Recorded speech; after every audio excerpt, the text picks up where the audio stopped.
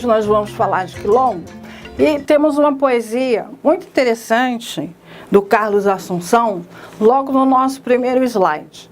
Eu gostaria que você lesse essa poesia e ela fala de pertencimento, fala de linhagem. Você vai entender por que o Carlos Assunção fez essa poesia no decorrer no nosso bate-papo.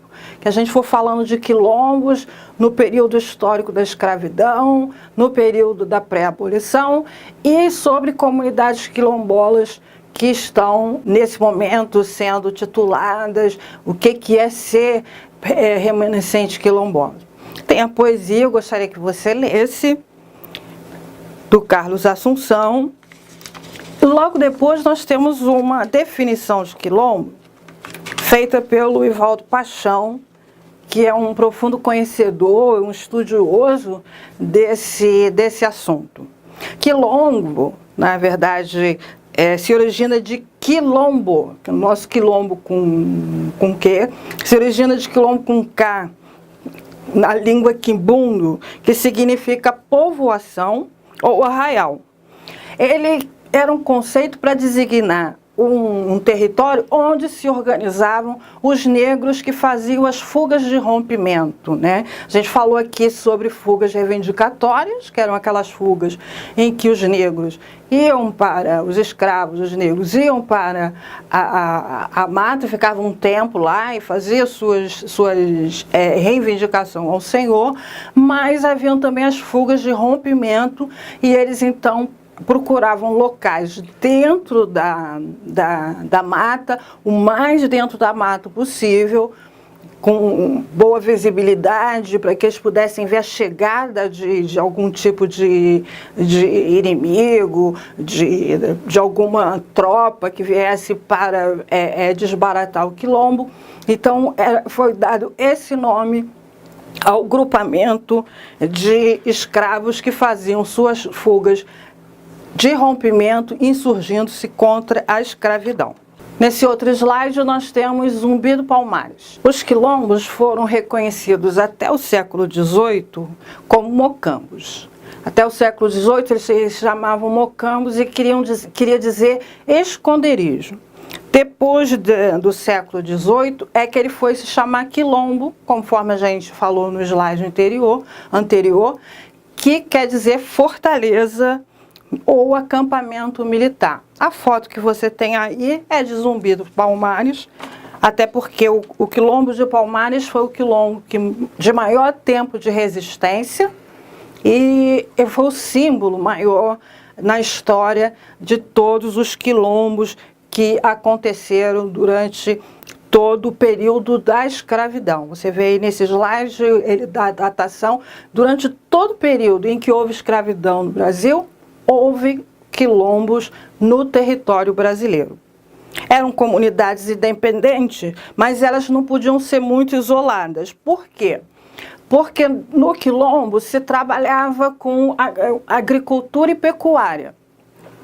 Eu até expliquei para vocês, né, que eles procuravam locais em que eles pudessem ter visibilidade da chegada de alguém, no caso as incursões contra eles de grupamentos, de capitão do mato, porque os senhores faziam essas incursões e até mesmo as forças de segurança do Império faziam, ou da província onde aquele quilombo estava instalado. A gente vai contar uma história e tem um documentário sobre isso.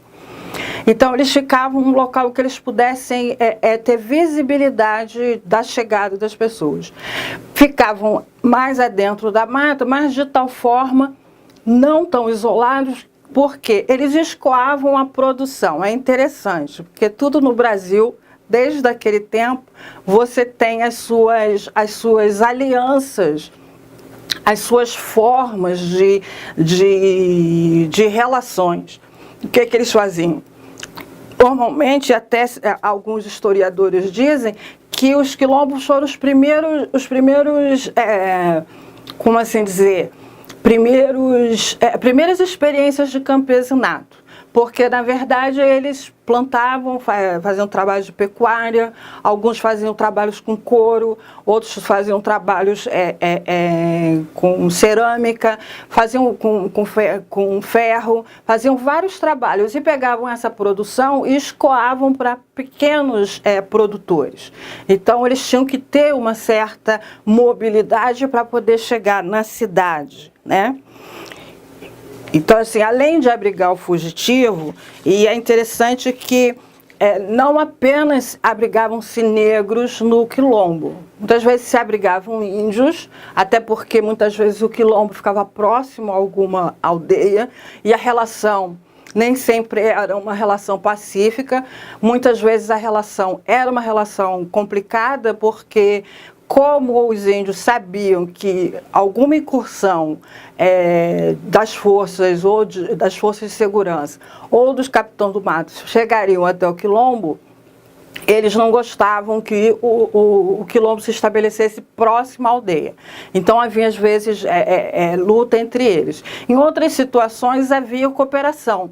Então muitos índios também habitavam o quilombo e também muitas pessoas que não eram negras, pessoas não negras, brancas, pessoas pobres, que iam para o quilombo para poder sobreviver nesse tipo de organização, que era uma organização de agricultura, agricultura, pecuária e outros fazeres que os escravos já tinham aprendido. Às vezes a pessoa vinha da cidade, fugida também, os escravos de ganho, e tinham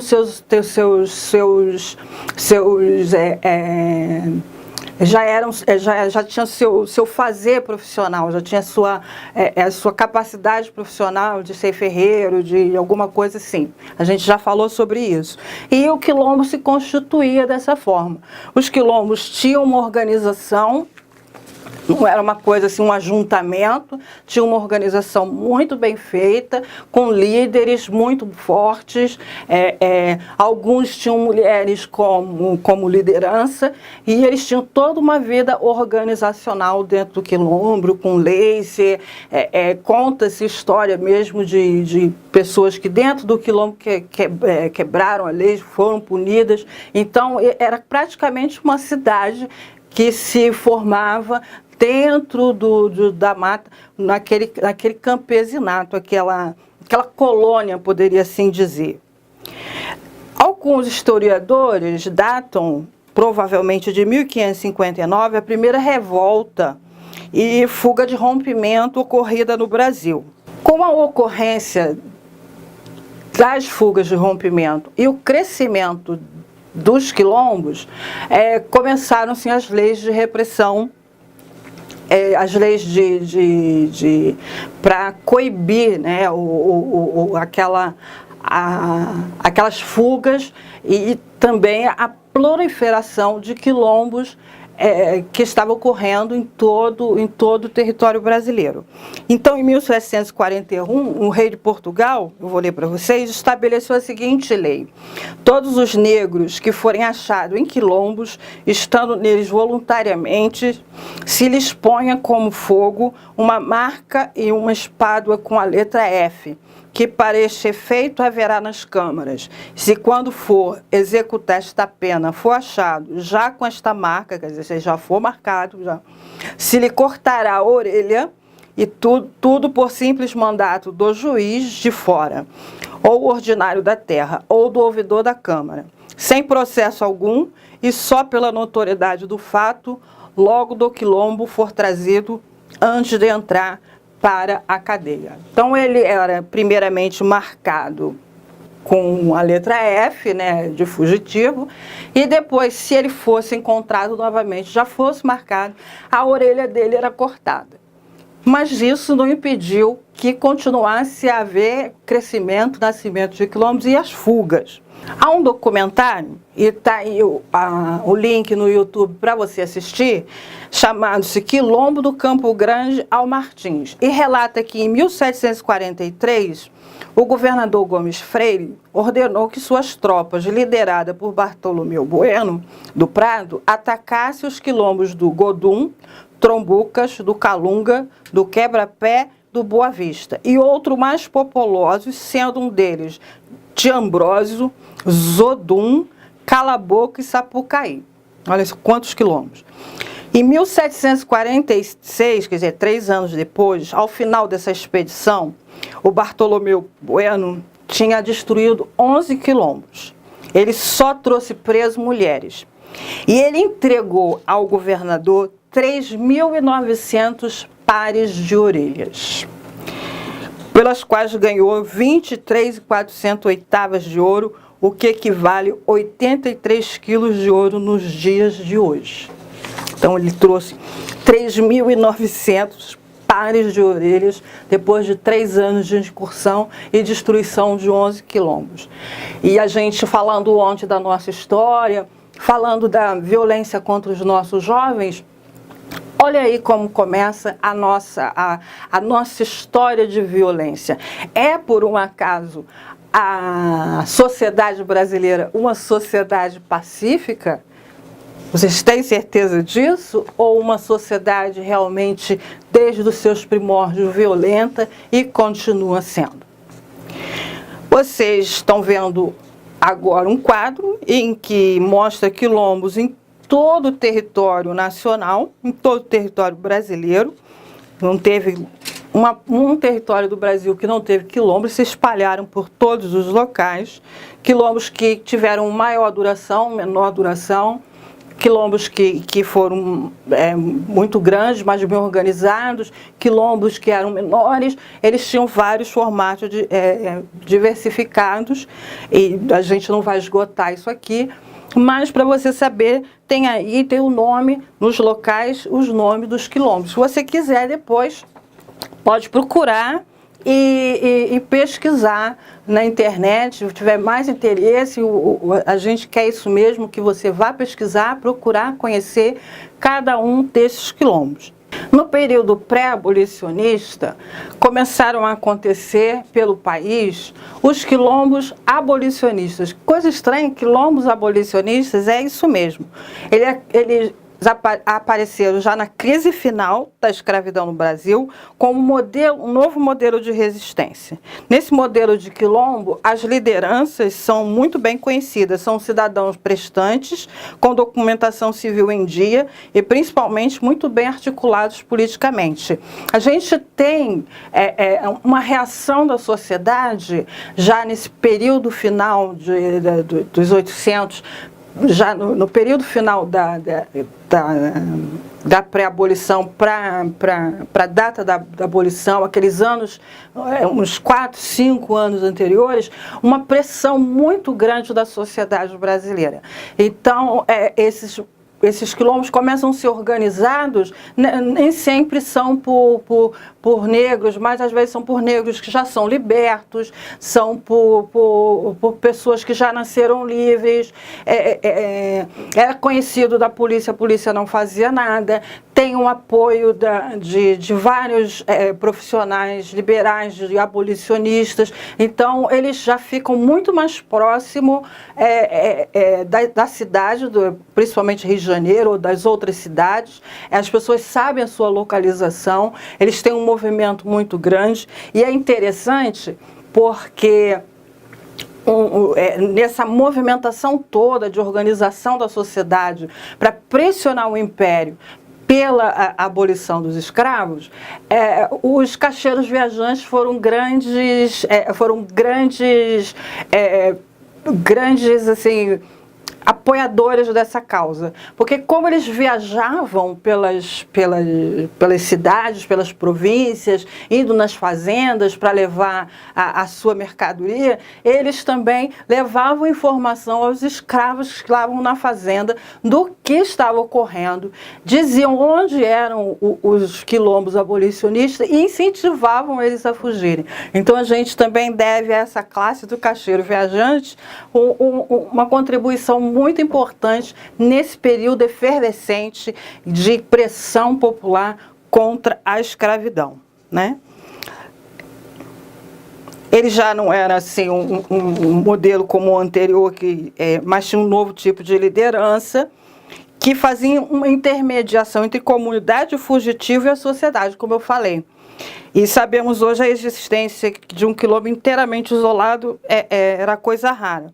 Mas no caso dos quilombos abolicionistas, os contatos com a sociedade era completamente essencial. Quer dizer, a gente sabe que o quilombo, como eu disse para vocês, ele ficava isolado, mas de uma forma que ele pudesse escoar a produção. Mas ele precisava, por segurança, aquele quilombo anterior, ficar um tanto isolado da cidade. Já o quilombo abolicionista, não. Ele precisava estar perto da cidade, estar perto da sociedade, para que aquelas figuras que lideravam, aquelas figuras que estavam trabalhando e pressionando a sociedade, formando opinião, pudesse ter livre acesso a esse quilombo.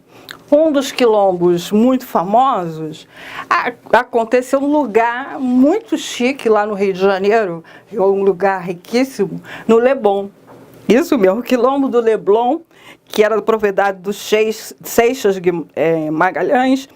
Ele tinha essa propriedade desde 1881 e ele era membro da Confederação Abolicionista. Foi nesse quilombo que se começou a produzir camélias, que se tornou o símbolo. Eles tinham uma grande produção de camélias, se tornou o símbolo da luta pré-abolicionista. Dizem as histórias que o Seixas, de tempos em tempos, oferecia camélias à princesa Isabel, e quando ela assinou a Lei Áurea, ele mandou um buquê muito bonito para ela de camélias. A camélias como símbolo da nossa abolição. Eu acho muito bonito, que é a camélia branca.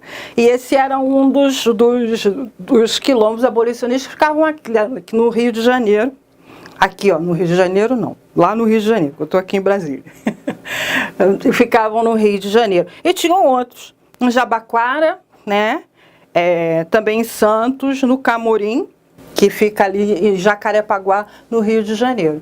Teve o quilombo do Iguaçu, que ficava na região de Nova Iguaçu. Vários quilombos abolicionistas começaram a proliferar nesse período. Muito bem. Quilombos e a Lei da Terra. Em 1850, o imperador, vocês vão achar, e eu acho muito interessante, quando a gente faz pesquisa sobre essas leis, vocês podem procurar. A Lei do Ventre Livre, a Lei do Sexagenário, a Lei da Terra, a Convenção de 1822, a própria Lei Áurea. Vocês vão encontrar nesse endereço aqui todas essas leis, que elas estão em meio da internet, e é muito bom a gente conhecer, né? A Lei da Terra foi promulgada em 1850, porque a gente está num período exatamente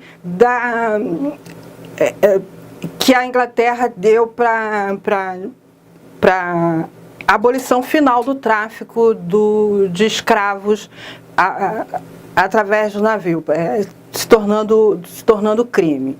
Então, por isso que eu falei na Convenção de 1822, isso foi um tratado, foi feito, e nele Portugal se comprometia a abolir o tráfico de pessoas para o Brasil, né, pessoas da África para o Brasil, para serem escravos. E nesse período essa situação já está se tornando já mais concreta, mesmo assim ainda se protelou bastante a concretização desse tráfico, mas nesse período ele já está praticamente concretizado, então a terra passa a ter um valor muito grande. E aí o imperador faz uma lei em que ele dispõe sobre terras devolutas no Império e acerca das que são possuídas por título de sesmaria, sem preenchimento de condições legais, bem como por simples título de posse, mansa e pacífica, e determina que medidas e demarcadas, as primeiras, sejam elas cedidas a título oneroso, assim para empresas particulares como para estabelecimento de colônias de nacionais e de estrangeiro, autorizando o governo a promover a colonização estrangeira na forma que se declara. Ficam proibidas as aquisições de terras devolutas por título que não seja de compra. Então a terra passa a ter preço, a ser mercadoria. O que acontecia? Mesmo quando você destruiu o quilombo, acabava ficando remanescente. E ficavam lá. E dessa forma, ele proibia que o liberto, o escravo, qualquer outro grupamento que tomasse posse daquele lugar que foi desbaratado, ficasse com aquela terra, porque a terra só poderia ser comprada. Então tirou-se certamente de pessoas que viviam ou dos remanescentes daqueles quilombos a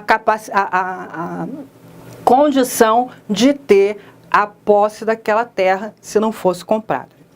E aí, olha só, 1850, só em 1988, a Constituição vai assegurar aos remanescentes de quilombolas a posse das suas terras.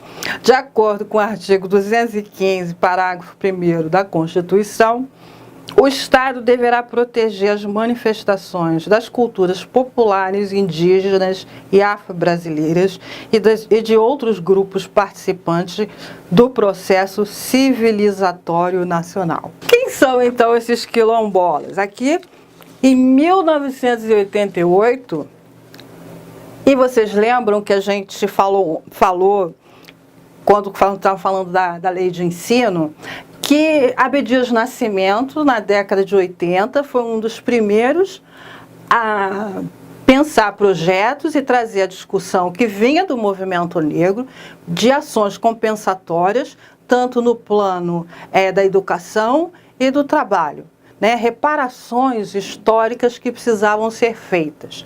E a Constituição de 88, isso não saiu do nada, saiu do movimento negro, vai garantir a essas comunidades que viviam naquelas terras que foram quilombos a posse dessa terra, que lhe foi tirada em 1850. Então, mais de 2 séculos depois.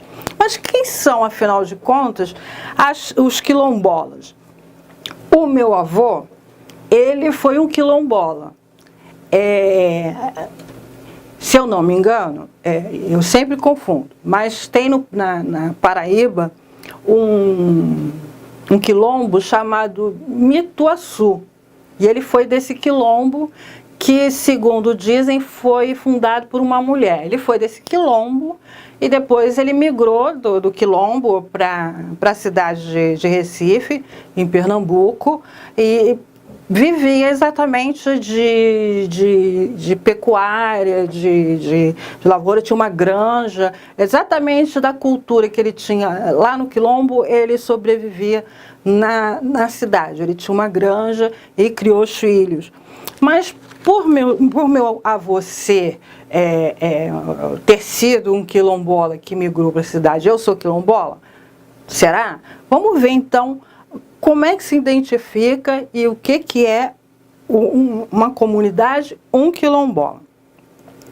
Porém, quando chamamos determinadas comunidades de quilombolas, estamos querendo dizer que essas são comunidades que apresentam características, culturas específicas, seja no modo de tratar a terra, a lavoura, forma de roçar, de caçar, de pescar, o seu modo de se relacionar, de viver de forma coletiva, de criar regras sociais internas, seja nas suas manifestações religiosas, e o principal ponto em comum entre essas comunidades há de possuírem ancestralidade africana, ou seja, os antepassados das pessoas que vivem hoje naquelas comunidades eram africanos ou descendentes de africano e têm essa origem comum.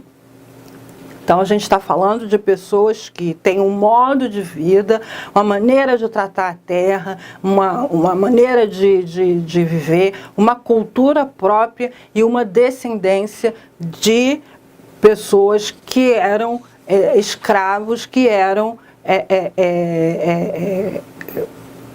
que viviam naquela região, né? Então, isso normalmente é um estudo feito pelos antropólogos para que ele possa definir essas características culturais desse grupo para poder dizer se ele é um grupo quilombola. Dessa maneira, eu não sou uma quilombola. Meu avô era um quilombola que deixou o quilombo, se estabeleceu na cidade, passou a ser um cidadão urbano e, mesmo a gente tendo essa história bonita do meu avô, eu não sou uma quilombola porque eu não tenho essas características. Eu sou descendente de escravos, mas eu não vivo e não tenho uma cultura, uma forma de relacionar, de viver dentro de um espaço geográfico que já foi uma terra de quilombo que possa dizer que eu seja uma quilombola. A definição da Manuela Carneiro da Cunha é muito interessante. Grupos étnicos distinguem-se de outros grupos, por exemplo, de grupos religiosos, na medida em que se entende a si mesmo e são percebidos pelos outros como os contínuos ao longo das histórias, provindo de uma mesma ascendência, idênticos malgrado a separação geográfica. Entende também a si mesmo como portadores de uma cultura e de tradição que os distingue dos outros. Origem e tradição são, portanto, o modo como concebem-se os grupos, em relação ao único critério de identidade étnica, o de serem ou não identificados e se identificarem como tais. Ou seja, ela está novamente reforçando aquele primeiro slide que nós falamos. Quem são os quilombolas? São pessoas que têm vindo dessa tradição de viver na terra, da terra, com aquela ascendência, mantendo a mesma forma de cultura, mantendo a mesma forma de lavrar, a mesma forma de relacionar, a mesma forma de pensar e faz aquela identidade. É uma coisa que, como ela disse, somente quebrando por questão geográfica, mas você vê nesses grupos uma mesma identidade e uma historicidade dessa identidade. Então, quando o governo, através dos seus órgãos, vão fazer a identificação de uma comunidade quilombola, eles vão fazer exatamente isso, esse estudo antropológico, seja no Rio de Janeiro, seja na Paraíba, seja aqui em Brasília, seja em Pernambuco, eles vão encontrar, obviamente, identidades que, mesmo eles estando separados geograficamente, os identificam como remanescentes daqueles negros que foram para os quilombos por conta da tradição e dos costumes e da cultura que é mantida.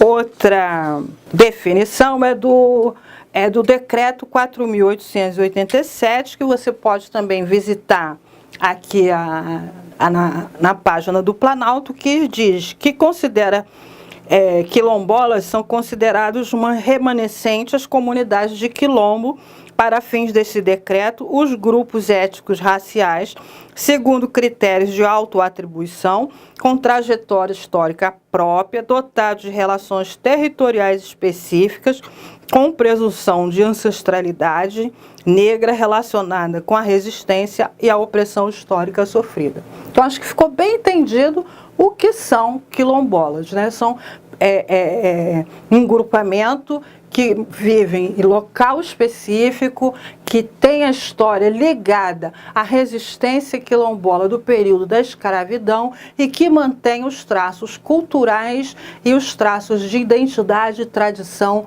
desse grupo africano. Aí vocês têm a foto da comunidade quilombola Olho d'Água dos Negros, em Esperantina, no Piauí, né? E aqui, na Constituição Federal, a gente tem um decreto também que fala aos remanescentes das comunidades dos quilombos que estejam ocupando suas terras, é reconhecida a propriedade definitiva, devendo o Estado emitir-lhe títulos respectivos, né?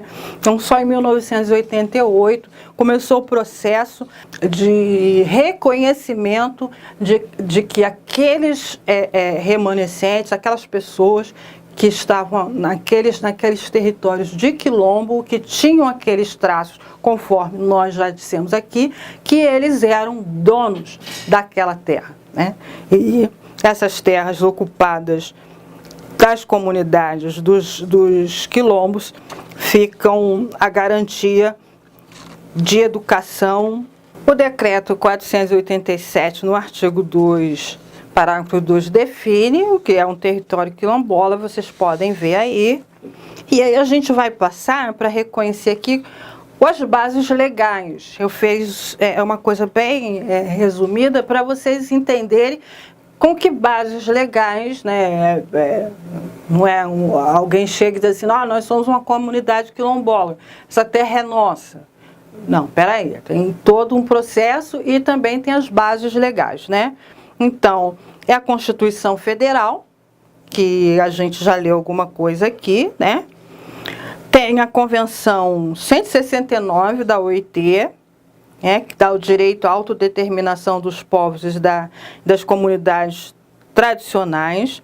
A Lei 12.288, de 20 de julho de 2010, que é o Estatuto da Igualdade Racial.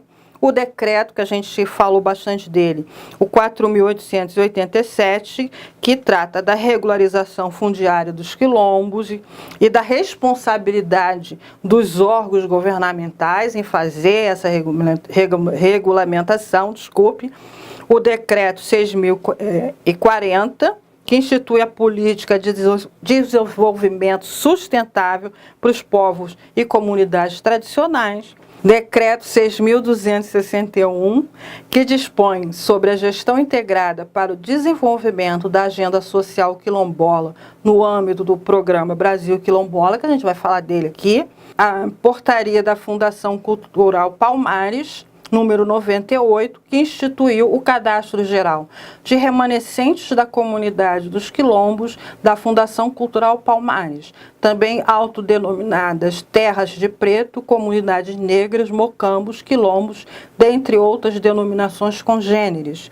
E a Instrução Normativa do INCRA, número 57, que regulamenta o procedimento para identificação, reconhecimento, delimitação, demarcação, desinstrução, titulação e registro das terras ocupadas por remanescente das comunidades dos quilombos. O processo de reconhecimento, vocês têm aí como é que pode ser pedido, tanto a certificação como a regularização fundiária. Depois eu vou mostrar para vocês o local onde vocês podem fazer a leitura desse processo com mais atenção, mas somente dando uma geral, como é que são os trâmites legais para pedir a certificação e a regularização fundiária. O programa Brasil Quilombola mostra quantas comunidades já foram certificadas e quantos foram já tituladas, e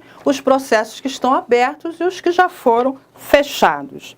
A Fundação Palmares tem aqui um gráfico mostrando para a gente que, pelo levantamento deles, tem 3.524 comunidades quilombolas no Brasil. De acordo com outras fontes, o número total de comunidades remanescentes de quilombos pode chegar 5.000, E como houve quilombos em todo o território brasileiro, há comunidades remanescentes em todo o território brasileiro. O Programa Brasil Quilombola é um programa que, instituído pelo governo, a gente viu as responsabilidades, além de certificar, de titular, de fazer todas as coisas para dar o acesso à terra.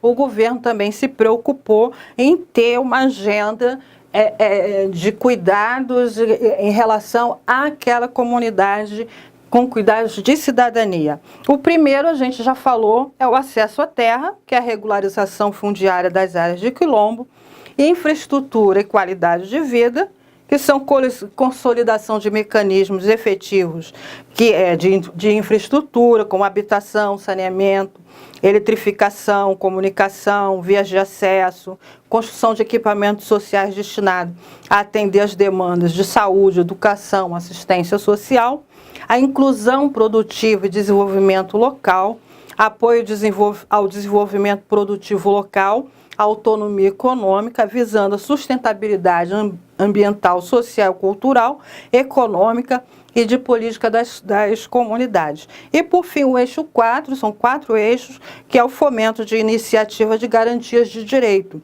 estimulando a participação ativa dos representantes quilombolas nos espaços coletivos de controle e participação social, como os conselhos e fóruns locais e nacionais de políticas públicas. Que conselhos são esses? São os conselhos que a gente já conhece.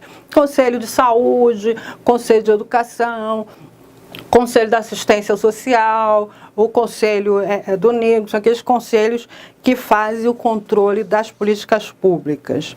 Aqui a gente tem um panorama, né, sobre o programa Brasil Quilombola, algumas ações que eles tinham programado a partir de 2013, que é, por exemplo, em educação, a construção de 3 mil escolas, fazer a melhoria física e material de 30 mil escolas no campo, implantar laboratórios de informática em 20 mil escolas, acesso à internet a 10 mil escolas, universalizar, olha só, uma coisa importante, o acesso à água potável e saneamento, garantir acesso de energia elétrica a todas as escolas do campo e das comunidades quilombolas e melhorar o acesso às escolas do campo e das comunidades quilombolas, né? Com o programa Caminho da Escola. Porque vocês sabem que às vezes a pessoa tem que caminhar quilômetros e quilômetros, às vezes horas, para poder chegar na escola. Então isso é um processo que está acontecendo tanto no campo, no sentido geral, e para as comunidades quilombolas. Habitação, eles tinham um projeto de até 2011, protocolar uma construção de 2.885 unidades habitacionais. Em 2008, eles protocolaram projeto para a construção de 1.450 unidades habitacionais. Em saneamentos, tinham destinado 152 milhões, mais ou menos, para 256 municípios e 421 comunidades quilombolas atendidas, né? No caso, 42.481 famílias beneficiadas com a questão do saneamento. A meta, água para todos, atender 140 comunidades quilombolas. No semiárido, com implantação de sistemas de abastecimento e água. Energia elétrica, 25 mil ligações em domicílios até julho de 2012. E o desafio era levantar essas informações. Direitos e cidadania, 76 mil famílias no cadastro único, 8,2 mil famílias beneficiárias do programa Bolsa Família, proteção dos defensores de direitos humanos, que são as lideranças quilombolas, capacitação desses defensores e operadores de direito, articulação de ouvidorias para atuação dos casos de conflito. Aí eu queria falar do CAD único, que é muito importante. Além de receber o Bolsa Família, o CAD único ele é um espelho da comunidade, porque ali o gestor fica sabendo das condições de habitação, as condições de saúde, as condições de saneamento, as condições de financeira, número de crianças, número de idosos, número de adolescentes, jovens, número de mulheres e homens, número de grávidas, se estão fazendo o acompanhamento do pré-natal. O gestor tem, através do cadastro único, um retrato completo da comunidade para que ele possa fazer suas intervenções, seja na educação, na saúde, na assistência, na infraestrutura, no incentivo econômico. Ele tem um retrato completo. Então, o CAD único ele não serve apenas para a questão da transferência de renda do Bolsa Família, mas também para fazer um retrato muito fiel daquela comunidade, para que o gestor possa fazer com aqueles indicadores as políticas públicas necessárias de intervenção na comunidade. Programa Brasil Quilombola, Os resultados quilombolas inúmeros, né? A gente tem aí as metas que foram traçadas e vamos ver os resultados que foram conseguidos. 2.176 comunidades identificadas em dados oficiais, 1.886 comunidades certificadas pela Fundação Cultural Palmares, sendo 63% delas no Nordeste, 1.167 processos abertos para titulação de terras no INCRA e 190 comunidades tituladas. Aí, novamente, tem um outro gráfico com os processos, né, que foram encerrados, abertos, das certificações. Aqui, da assistência, que eu achei importante, 61 mil famílias cadastradas no Cade Único, 58 mil famílias com renda per capita até meio salário mínimo, que é a base máxima para que é o teto máximo para que a pessoa possa receber o Bolsa Família, né? Então a gente tem aqui uma cobertura grande de famílias que estão sendo atendidas pela assistência. E aí não é só receber a transferência de renda, ou seja, dentro da comunidade, como a gente viu que um dos eixos era você ter a infraestrutura dos equipamentos sociais. O que são os equipamentos? A escola, o posto de saúde da assistência social. E qual é o equipamento que está lá? É o Centro de Referência de Assistência Social. O Centro de Referência, além da questão de você poder fazer o seu cadastro único, ele tem outras ações sociais junto àquela comunidade. Então, você tem a assistência social dentro da comunidade. A comunidade precisa se deslocar para ir a algum lugar fora. Então, tem dentro da comunidade um centro de referência onde ele pode estar tratando das questões da assistência social. Cadastro único, benefício da assistência social e outras coisas, outros projetos que a assistência social costuma fazer junto às populações usuárias. Os resultados, e aí está aqui a publicação, onde vocês podem ver todas essas coisas que eu falei com mais calma. O saneamento, né? Eles conseguiram chegar nas metas.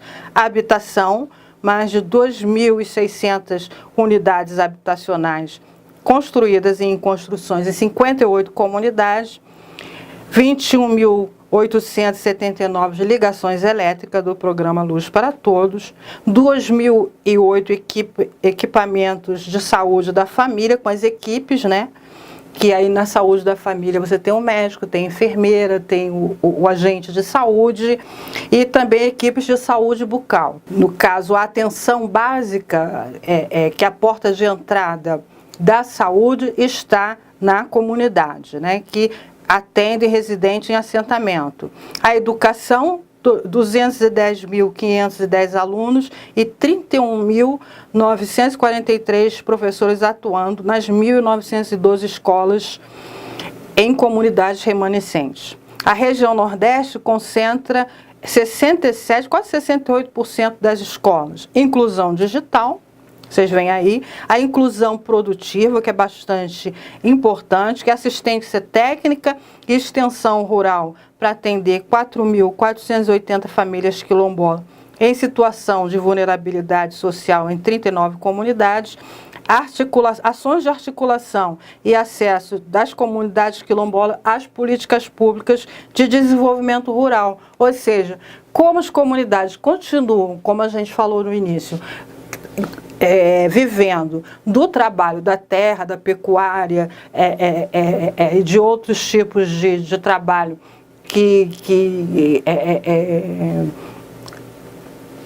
do artesanato e tudo mais, isso é inclusão produtiva, ela vem trazer esse link de levar a comunidade a ter acesso às políticas públicas, aos financiamentos, a novos cursos, as novas formas de poder escoar sua produção e tudo mais. Direito de cidadania é a defesa de 33 lideranças quilombolas, né? 154 processos de assistência jurídica a famílias quilombolas, atendendo 56 comunidades em 19 estados. Vocês sabem que no campo a gente tem uma situação extremamente difícil, vocês veem sempre acontecendo pela televisão, quando a coisa fica demais, conflitos, né? A gente tem históricos aí muito tristes no país, de mortes no campo, de líderes mortos, de índios sendo mortos, de crianças indígenas sendo mortas, e as comunidades quilombolas também não ficam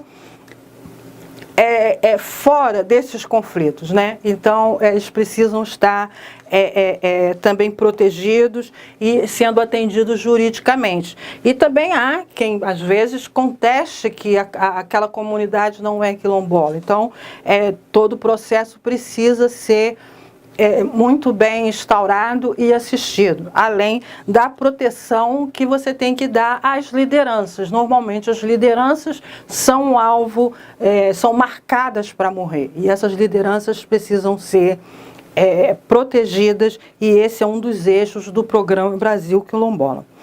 Eu quis destacar para vocês, não vou falar tudo, porque é muita coisa assim, eu vou ficar lendo e é ruim, mas eu quis destacar a educação quilombola, que são as escolas que eles falaram aqui, as escolas dentro da comunidade, com professores dentro da comunidade. A resolução 08 de 2012 resolve que ficam estabelecidas diretrizes curriculares nacionais para a educação escolar quilombola na educação básica, na forma desta resolução. E é interessante porque o que se quer o MEC, o que a educação tem como objetivo com essas diretrizes?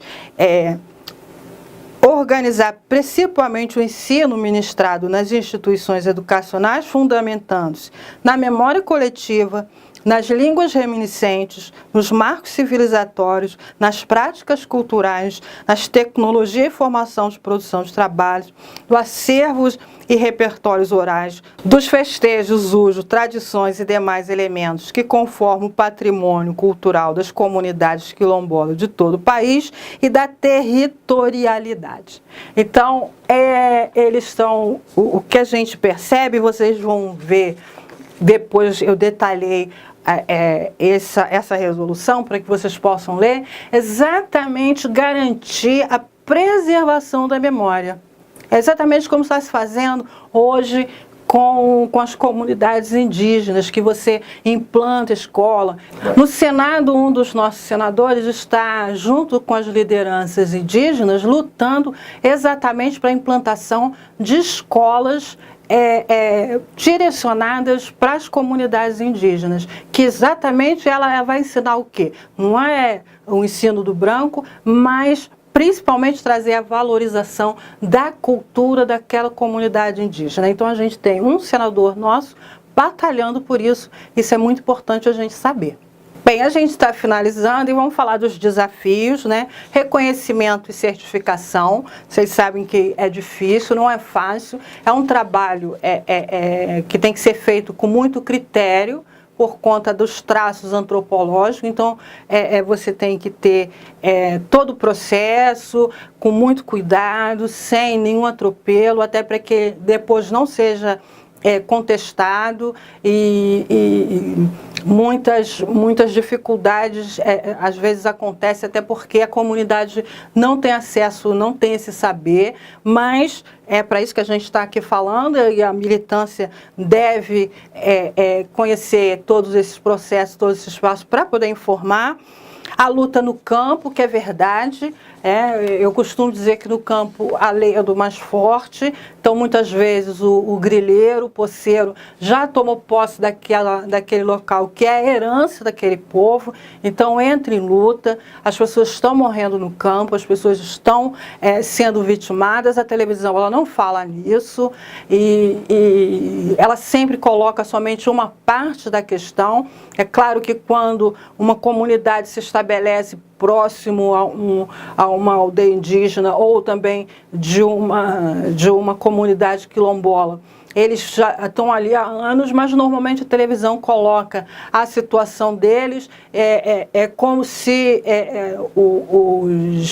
os ocupantes da terra, que são os índios e os quilombolas, fossem os invasores. Infelizmente, eles estão ali, mas eles invadiram áreas que são de herança desses povos, eles têm direito a essa área. E sempre colocado de uma forma bastante parcial na televisão. A infraestrutura para as comunidades, como vocês viram, saneamento básico, luz, tudo isso que precisa para melhorar a qualidade de vida. A educação quilombola, que a gente precisa espalhar essas escolas com esse tipo de pensamento e saber por todas as comunidades. As garantias dos direitos à cidadania, de assistência social e muitos outros, né, que aí os direitos de cidadania é o direito de educação, é o direito à terra, é o direito à própria infraestrutura, o saneamento básico, né, a luz, ao telefone, a internet, todo aquilo que são os direitos que um cidadão deve ter da produção de bens do país, né? E o reconhecimento da sua historicidade, né? O reconhecimento da história desse povo, dessas comunidades, como a gente falou aqui, né? A luta de Zumbi continua, né? Por isso que o poema do Carlos fala exatamente disso, de linhagem, e fala de luta, fala de Zumbi, porque a luta dos nossos primeiros, dos nossos ancestrais, dos primeiros escravos que fugiram para a liberdade, ocupando uma terra, ela ainda não acabou. Hoje nós continuamos agora lutando pelo reconhecimento da nossa história, reconhecimento que aquela terra, ela não é de outro, mas é daquela comunidade, e que aquela comunidade traz de forma viva, de forma concreta, aquilo que muitas vezes quer se esconder nesse país, que foi a luta dos nossos ancestrais pela liberdade, desde o momento que o primeiro negro que foi escravizado foi colocado ali no Cais do Valongo. O primeiro negro colocou o pé no Cais do Valongo, a luta pela liberdade começou e ainda não terminou. Nós continuamos lutando e a gente tem visto isso de uma forma muito efetiva em todos esses modos que a gente está estudando. E aqui, sobre as comunidades quilombolas, o pensamento do nosso partido, lembrando que o nosso partido entende que democracia ela só é plena quando ela é livre de preconceitos de raça e preconceitos de classe. Então a gente só vai ter uma democracia plena quando exatamente o racismo ele for eliminado da sociedade. É por isso que o movimento negro deve ser atuante, deve ser combativo. A gente tem uma história muito, muito bonita, iniciada por Abdias do Nascimento e a doutora Edia Leda e outros militantes por todo o Brasil. Nós continuamos nessa luta, nós continuamos mantendo viva, mesmo que nós não estejamos dentro de uma comunidade quilombola, não sejamos quilombolas, mas de uma certa forma nós também somos herdeiros da luta dos quilombos. Nós somos herdeiros de Zumbi, de Dandara, de Luísa Maim, de Luiz Gama, de vários outros negros e negras que continuaram, que iniciaram a luta, que a gente continua agora e que nós estamos dando como herança aos nossos filhos. Obrigado por estar comigo, a gente conversando sobre quilombos. Eu espero que você tenha gostado e que a gente possa se encontrar e conversar mais outras vezes.